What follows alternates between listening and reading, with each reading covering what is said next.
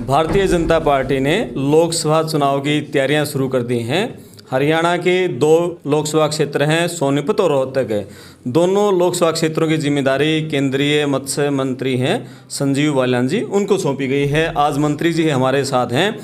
कल से मंत्री जी 2 दिन के जींद प्रवास पर थे।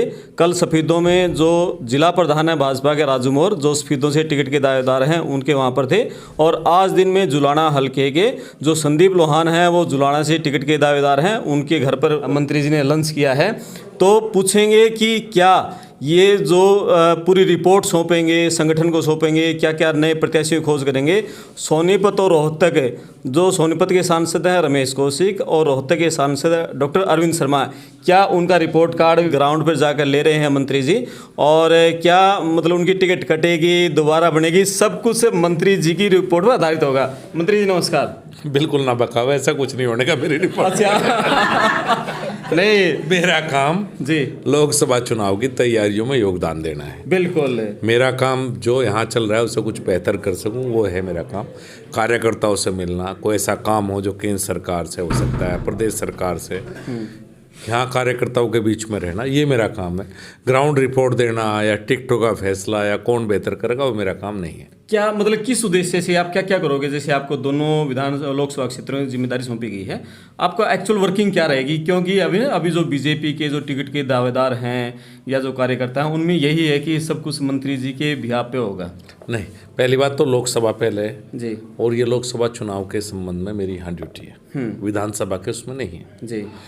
दूसरी बात, मेरा यहाँ आया हूँ, सभी कार्यकर्ताओं से मिलूंगा, क्या बेहतर संगठन काम कर सकता है उससे कोऑर्डिनेशन करूँगा। प्रशासन से अगर कोई दिक्कत होगी तो संगठन का और प्रशासन का कोऑर्डिनेशन कराऊंगा। कोई ऐसा काम है जो केंद्र और प्रदेश से मैं करा सकता हूँ यहाँ के क्षेत्र के लिए, तो वो करवाने का प्रयास करूँगा। ये मेरा काम है। दोनों जो लोकसभा है रोहतक और सोनीपत, यहाँ के सांसदों के प्रति लोगों के बीच में किस तरह का उनका माहौल है, किस तरह की छवि है, उनके प्रति पॉजिटिव है, वो भी सारा आपकी रिपोर्ट के आधार पर होगा कि टिकट के दौरान? सब कुछ पॉजिटिव है, सब बढ़िया है जी, सब बढ़िया। अभी आप जैसे 2 दिन से यहाँ जींद प्रवास पर हैं, तो किस तरह का क्या माहौल, क्या क्या संगठन के लोगों से बातचीत हुई, पार्टी के लोगों से, आम लोगों से आप मुलाकात हुई है आपकी? देखिए, जो पार्टी के लोगों से बात हुई तो आपको बतानी नहीं चाहिए जी।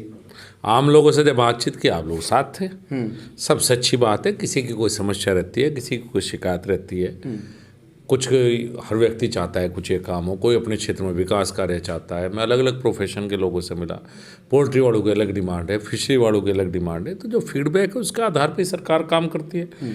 तो मुझे भी कुछ ज्ञान मिला उन लोगों से और मुझे भी एक दिशा मिली कि क्या बेहतर मैं अपने मंत्रालय में कर सकता हूँ जी। ये दोनों जो लोकसभा क्षेत्र हैं, एक किसानी इलाका है ये दोनों, और यहाँ जो किसान आंदोलन था दोनों जिलों में, रोहतक और सोनीपत, तो बड़ा प्रभाव रहा था। और लेकिन किसानों की जो मांगें थी, जो 1 साल तक बिल तो वापस हो गए 3 कृषि कानून, लेकिन वो एमएसपी की मांग थी, दूसरी मांगे नहीं थी, वो अब तक किसानों की पूरी नहीं हो पाई है। क्यों अंदर सरकार किसानों के प्रति इस तरह का रवैया क्यों है? नहीं, उस समय एक बात हुई थी कि तीनों कृषि कानून वापस ले लिए जाए और एक कमेटी बने जो एमएसपी पे बातचीत करेगी। सरकार ने कमेटी बना दी है, लेकिन किसान संगठन उस कमेटी में शामिल नहीं हुए। मैं तो आज भी गया था, जब भैण गांव में गया, चूँकि वो नौगामा खाप है, वो हमेशा किसान आंदोलन में अग्रणी भूमिका निभाती है, तो मैंने उनसे भी कहा है कि किसान संगठन मजबूत रहने चाहिए और किसान संगठनों को संवादहीनता और सरकार के बीच में नहीं होनी चाहिए। आपस में संबंध ऐसे रखेंगे जो बातचीत कर सकें। जब सरकार से बातचीत नहीं करेंगे तो हल कौन निकाल लेगा? विपक्ष तो आग में घी डालने का काम करेगा, और वो तो चाहेगा नहीं कुछ बेहतर हो विपक्ष। तो हम और किसान और सरकार के बीच में बातचीत होनी रहनी चाहिए, और जो बेहतर सरकार कर सकती है वो करना चाहिए, और हमारी सरकार कर भी रही है जी। लेकिन किसानों के बीच में तो अभी तक ये है कि बीजेपी की सरकार है, जो मोदी की सरकार है, वो जो किसानों का आमदनी दुगनी करने की बात कह रही थी, उसको आमदनी को 2 गुना घटा दिया है उसने। अच्छा, फिर हमारी सरकार क्यों बनने लग रही पूरे देश में? भाई ऐसा ही सब कुछ होता, अगर हमने कुछ बेहतर ना किया होता। क्या बात कर रहे हो यार, इस देश में आज़ादी के इतने साल बाद, हम तो 8.5 साल से हैं। ये जो कांग्रेसी हैं जो किलकी मार रहे, ये कितने साल रहे? 65 साल तो इन्हें राज किया। इन्हें कौन सा किसान चांद पे भेज दिया भाई कांग्रेसियों ने? इनसे पूछो इनकी सरकार में क्या था। अब एमएसपी की कानूनी गारंटी की बात कर रही है कांग्रेसी, तो इनने क्यों नहीं कर दिया? किसने रोका था भाई ने? यही करते, केंद्र में भी इनकी सरकार थी और हरियाणा में भी 10 साल इन्हीं की सरकार थी, इन्होंने क्यों नहीं कुछ कर दिया? स्वामीनाथन जी भी यहीं थे रिपोर्ट, और ये एमएसपी को कानूनी जमा भी यहीं था जी। ये जब भी भाषण दे कांग्रेस से, जब सरकार नहीं होती इनकी, जब सरकार हो जाए जब तो भ्रष्टाचार में डूब जाए सारे के सारे जी। अभी है ना, एक मुद्दा पूरे मतलब लोगों के बीच में ये है कि जो प्रधानमंत्री मोदी जी जब उन्होंने पहली रैली रेवाड़ी में की थी और उन्होंने कहा था कि सैनिकों के ऊपर थी वो रेवाड़ी में रैली थी, तो सेना ख़त्म कर दी, अग्निवीर वहाँ लाया, किसानों की आमदनी डबल करने की बात हुई तो किसानी कमज़ोर होगी, उनके 3 कृषि कानून ले आए, किसानों की ज़मीन छीनने की योजना। तो लोगों के बीच में इस तरह की धारणाएं मोदी सरकार के प्रति क्यों बढ़ रही हैं? विपक्ष बनाता है, लोग तो नहीं मानते। लोग तो आज भी मोदी जी के साथ है। अगर विपक्ष के बनाए से होता तो वो तो सब विपक्ष की बात है जो आप ये कह रहे हैं, ये उनकी अपनी सोच है। अग्निवीर में कोई नौकरी कम नहीं हुई, अग्निवीर तो और बढ़ेंगे, जितनी फौज की पहले आवश्यकता थी उतने तो फौजी जाएंगे, परमानेंट होंगे।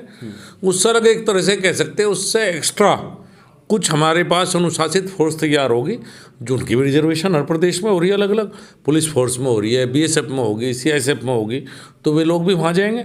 दूसरी बात, जहाँ तक किसान की बात आप करते हो, तो किसने कह दिया कि भाई हमने नहीं किया किसान के लिए?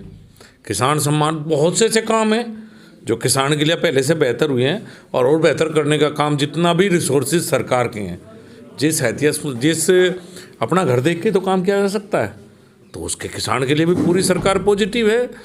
लेकिन अगर किसी को राजनीति करनी है किसान के नाम पर, वो अलग बात है, अपनी राजनीति करे वो, लेकिन किसान के लिए भारतीय जनता पार्टी खूब काम कर रही है। किसानों का ये कहना है कि उसको फसलों के दाम सही मिल जाएं, यही उसके लिए बेहतर है। फसलों के जितना उसका खर्चा होता है उसके उतने दाम नहीं मिल पाते, इसलिए एमएसपी हो जाए, स्वामीनाथन आयोग की रिपोर्ट लागू हो जाए, उस पर सरकार मतलब क्यों नहीं कर पा रही? 22 फसलों की एमएसपी सरकार डिक्लेयर करती है, 23वीं गन्ने की एफआरपी डिक्लेयर करती है।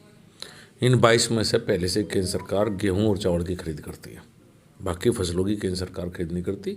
हाँ, कुछ जगह प्रदेश सरकारें खरीद करती हैं, जैसे बाजरे की हरियाणा में प्रदेश सरकार खरीद करती है। इन 2 फसलों में हमारी सरकार बनने के बाद रेट भी बढ़े, 1.5 गुने से ज़्यादा हो रही है पहले से, और हमारी सरकार बनने के बाद खरीद भी बढ़ी है, 2 गुनी खरीद हो चुकी, जितनी कांग्रेस के राज में होती थी। उसके अलावा पहले भी किसी सरकार ने खरीद नहीं करी और फसलों की, अब भी नहीं हुई। जो सच है वो यही है। अलग अलग प्रदेश सरकार अलग अलग योजना लाई है, कोई भावांतर योजना लेकर आती है, कोई खरीद की एमएसपी पर खरीद करती है, वो प्रदेश सरकार करती है। केंद्र सरकार पहले भी 2 फसलें खरीदती थी। हाँ, इस खरीद में केंद्र सरकार मदद करती है, जो बाकी खरीद है जो प्रदेश सरकार के, अभी भी वही चल रहा है। हम भी चाहते हैं कि किसानों को उचित मूल्य मिले। अभी भी बाहर किसान बैठे थे, कृषि कानून हमने तो वापस ले लिए, पर कृषि कानून क्या थे आप बता दो। हम भी तो नहीं कहते अब किसान अपना माल कहीं भी ले जा सके, जहाँ इच्छा बेच सके, तो भाई उन्होंने तो ख़त्म करवाए। अब जींद का किसान कैसे लेके चला जाएगा उत्तर प्रदेश में या बम्बई में फसल? हमने तो यही प्रावधान तो किया था कि जिसका जहाँ इच्छा हो वहाँ सामान बेचे, वहाँ अपना कृषि उत्पाद बेचे। अब उसमें कोई गलत हो तो आप बता दो भाई। जी, आपके पास मत्स्य पालन विभाग है और हरियाणा के लिए मत्स्य पालन पशुपालन डिपार्टमेंट से कोई बड़ी सौगात आप हरियाणा को दें, या जींद के लोगों की जो डिमांड थी कि यहाँ मछली पालन की मंडी होनी चाहिए, क्योंकि आसपास नहीं है, जींद, रोहतक या हिसार कहीं इस तरह का नहीं है। बात करेंगे प्रोसेसिंग प्लांट की पहली आवश्यकता है, क्योंकि मंडी से यहाँ जो श्रिम्प फार्मर हैं उनकी खरीद, श्रिम्प की कंजप्शन यहाँ नहीं है, इसलिए खरीद नहीं होंगी, ये विदेश में एक्सपोर्ट ही होगा। तो प्रोसेसिंग प्लांट की बात है, निश्चित रूप से कहीं ना कहीं हरियाणा में प्रोसेसिंग प्लांट खुला। मैं कृषि मंत्री जी से, हरियाणा के और पशुपालन मंत्री से इस बारे में बात करूँगा। और एक लेबोरेटरी की बात आई थी, हमारे जो जिलाध्यक्ष है राजू मौर्य जी, उनके वहाँ जब मैं पोल्ट्री फार्मर से मिला था तो डायग्नोस्टिक फैसिलिटी की एक लेबोरेटरी की बात थी।